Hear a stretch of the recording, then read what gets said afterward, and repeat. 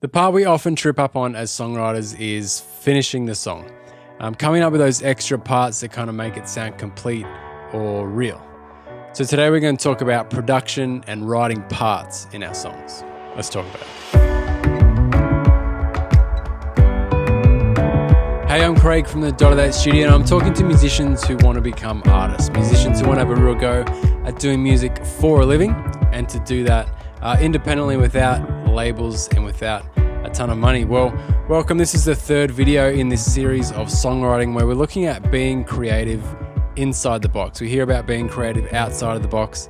Now, we've kind of been looking at a set of guidelines that we can have for ourselves when we're songwriting so that we can be as creative as we can, but within a sort of framework that basically tells story and brings our listeners along to story. The same way that movies do it, the same way that books do it, the same way that our favorite artists do it, is kind of writing these parts, writing these songs, writing melodies, all within these sort of framework and this box that just works and that people can relate to. So if you want to kind of hear about the fundamental parts of this and you haven't already, I'll put a link up the top here. It'll be in the description as well to the other two videos. So the first video, we really unpack this concept of what it is to write inside the box and kind of the framework around that. And we looked at arrangement and structure as well.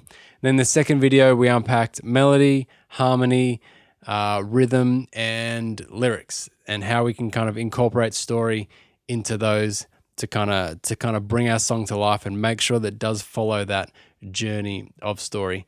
And what I've done is I've got a PDF that I've put together that's downloadable in the description, or you can grab that at dottedate.com, dottedeight.com/artist, which is basically everything that I've been talking about written down as kind of like a template or a checklist. You can go through and say, does my melody fit? Does my rhythm fit? Have I put enough or the right things into my harmony and my structure and all that sort of thing? And you can customize that so that it works for your songwriting and your genre. But if you want to grab that PDF, it just kind of lays it all out there for you. And you should just be able to look at it and say, okay, I still need a second verse. I still need some parts for my chorus. I still need whatever it is that the song is missing. But you can kind of just see it laid out there and fix it up. So grab that PDF. I think that would be really helpful. For me, part writing is kind of adding the musical story. So we need to be aware that not everyone is listening to lyrics and melody all the time.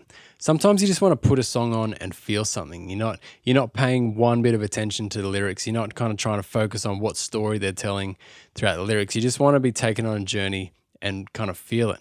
So I know for me and my family with the girls, we put music on every morning while we're getting ready for school and work, and not once do we listen to the lyrics unless they're like kind of cussing, and then we'll go and skip it.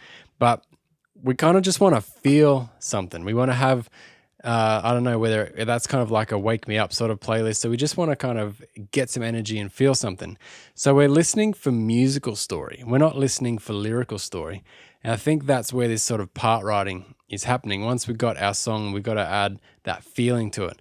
So we do that with tension and release. We do that with build-ups. We do that with dynamics, all that sort of thing. So that's kind of what part writing is. It's just bringing kind of anticipation and satisfaction or gratification. So tension and release, you kind of want to, I think things feel way more satisfying. You get a lot more satisfaction out of something that you've had anticipation for.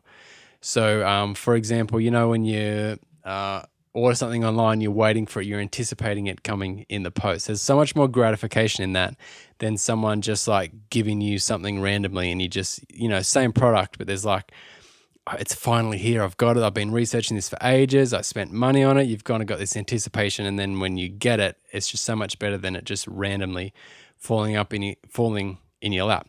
Even though that's great. So you can just hear a chorus that rocks and it just lands straight away and you didn't hear the bit leading up to it and like, yeah, this is cool. But when you can kind of feel that moving and the verse kind of transitions into that pre-chorus and there's tension and then a big release of satisfaction when that beat just drops or that melodic line comes in and just takes us away, there's a real feeling of satisfaction when we've had the anticipation to build it up. So a lot of our part writing is going to be doing that, just adding bits in. So let's chat about a few ways that you can add a bit of tension in with your song. The first thing is just having parts.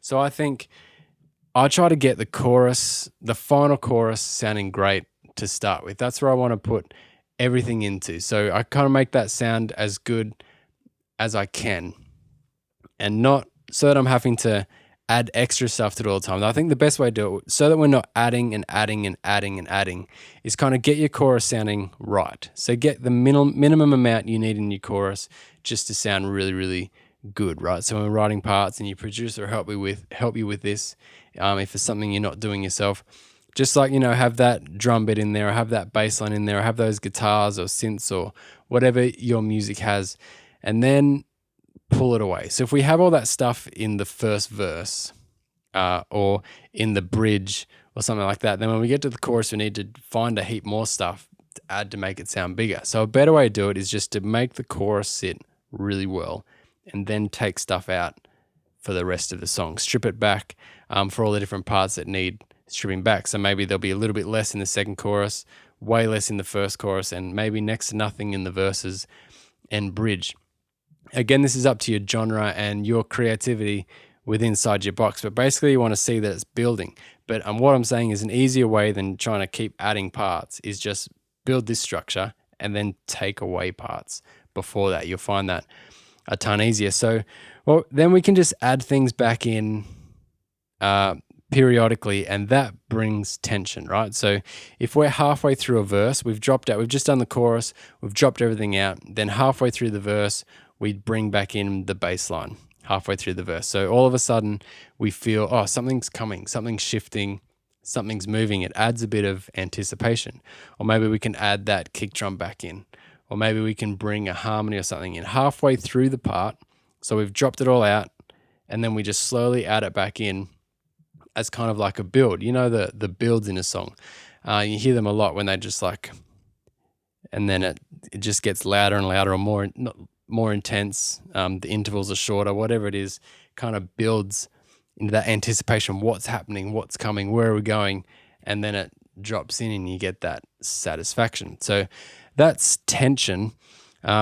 And we can do that as well with chords. So maybe like if you start the progression on a fifth, or you go to that suspended chord or something like that, you're going to bring in sort of tension through chords, which we talked about a little bit in last week's video. This one is more about just bringing in parts, adding new parts to bring in that tension. When we're looking at our songwriting box, we're looking at kind of our checklist. We can add this in there. So where am I pulling out different parts? Where am I going to add in an element that brings a bit of tension? What am I going to do just before the chorus to make the chorus sound bigger?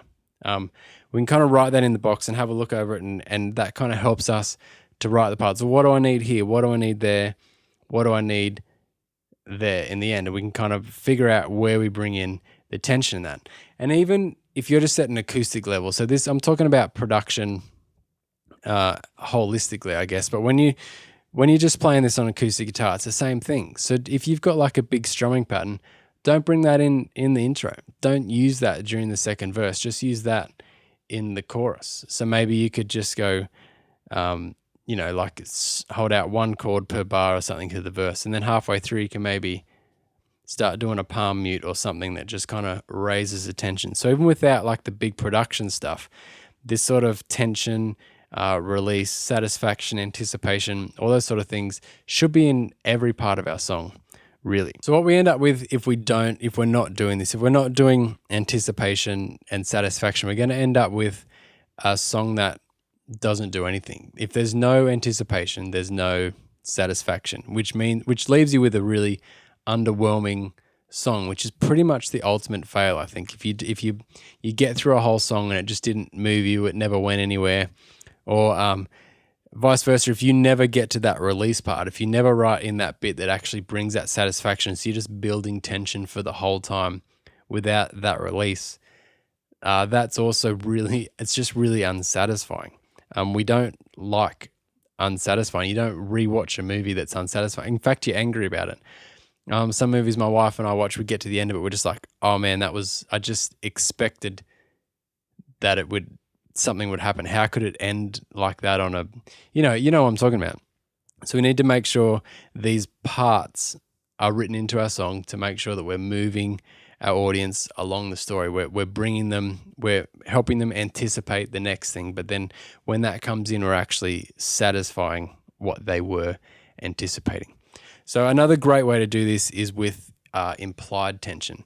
This is a really cool concept. Implied tension is when you actually take something away that should be there. So the absence of something just feels so wrong almost, and it's almost more powerful than adding tension, like adding in that bass line or something, is actually dropping something out that really should be there.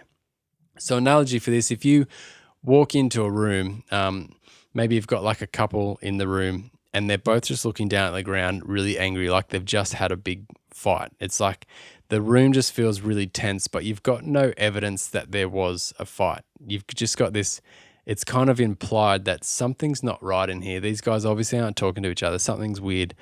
It would feel more normal if they were yelling at each other. The tension would feel more like, okay, I understand what's going on here. If there was like a brawl, or they were just yelling or something. But the fact that nothing is happening, you've got no evidence for it, but you feel like there should be a fight, or they feel like there's supposed to be a fight, it's kind of like an implied tension. So in a songwriting sense, we might do this when it just feels like that element should be there, and the fact that it's missing is really weird. So Billie Eilish is the queen at this. She's the queen at a lot of sort of part writing and production things, but she uses this, it's called a ghost kick a lot, when you've kind of got the kick drum just doing a do, do, do, and then it stops, but the bass guitar still reacts to that. So it's still ducking every time there should have been a kick drum, but there now no longer is one. So the bass is going like, that feel, but usually it's like a like that. You drop the kick out and there's just that ducking sort of bass sound. It kind of makes us feel like, oh, something's happening. I don't know what it is because something's really missing.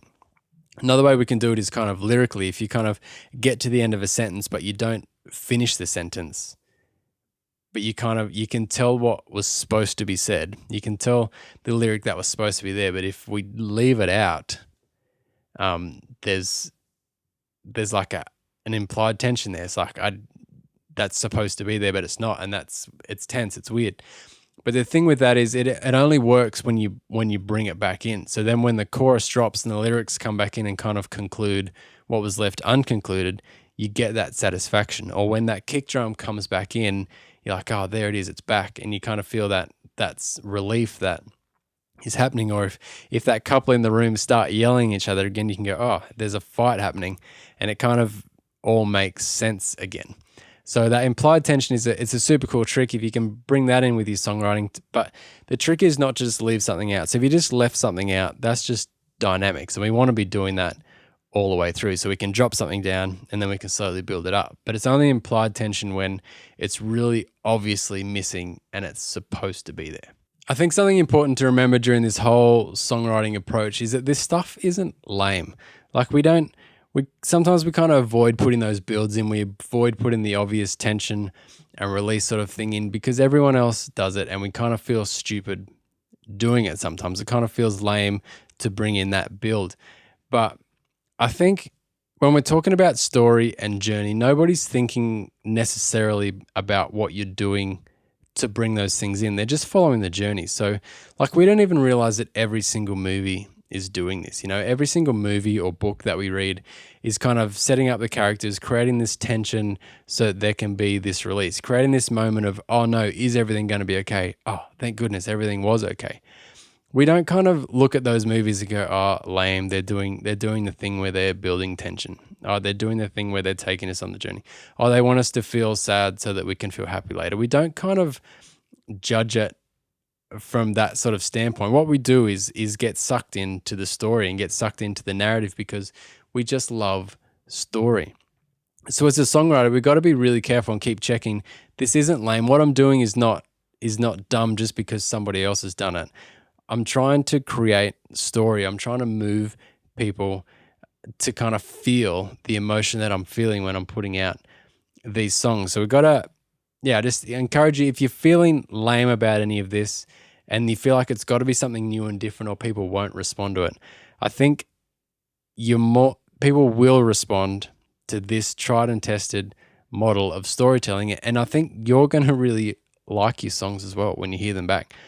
Knowing you've got this stuff in it and going, all of a sudden you've got these songs that have movement and journey and tension and release and story in them, I think you're going to be really proud of them as well, and nobody's judging you for writing these stuff in intentionally, if that makes sense. So I think the biggest takeaway from this episode and from this whole songwriting series is we need to just be writing with our audience in mind. I think that's kind of our perspective we want to be focusing on, is how are people going to hear this? And we don't want to sell out and write something that's not us. I think we can be super, super creative. We can express ourselves the way we want to express ourselves, but to do that within guidelines that people can expect, they can know, and they can trust. And that's just going to land a lot better. That's going to make you, I think, more satisfied with your songs because they're not random anymore. They kind of got a structure to them. But more importantly, your audience is going to connect with them and want to play it again and again and want to listen to your new song that comes out, want to buy tickets to your show and all that sort of thing because you've connected story with them. Just like our favorite movies, just like our favorite books, just like our favorite music has done. So make sure you grab my PDF if you haven't already. It's just a really simple guide that kind of talks about a lot of this stuff that we've been going through, but then just gives like a framework and like almost bullet point, checkpoint things you can go, all right, I've done this with my melody. I've done this with my rhythm. I've done this with my harmony. I've sorted out my parts. It's got tension. It's got release. It's got story. And you can kind of check those off when you're songwriting, which gives you like the 30,000 foot view where you can go, all right, this is my song. It needs this bit still. That bit's really good. I probably need to tweak that bit so that bit has more impact. You can kind of look at it holistically just by understanding what's in the box. So that's my box. That's how I like writing. I think you could tweak that to make it exactly what you want. So if you're into metal, it's going to be slightly different. If you're into rock, it's going to be slightly different. Pop, slightly different. Jazz, slightly different. Whatever it is. But I think the concept is the same, that we want to be moving people on a journey. So maybe that journey looks a little bit different, but I still encourage you to grab that PDF so you can have a look at what it could look like in a box and then just tweak it so that it fits your music. In the meantime, I'm recording short episodes every week, 15, 20 minutes on YouTube. If you're there right now, you can subscribe so that you see those coming up. Give this video a like for me as well if it was helpful today. It's on your favorite podcast app. You can email me at studio@dotted8.com. If you want to grab that PDF, dotted8.com/artist. So DOTTED/artist. If you're on YouTube, there's a link below. Thanks so much for hanging out. Make some music this week, and we'll talk again soon.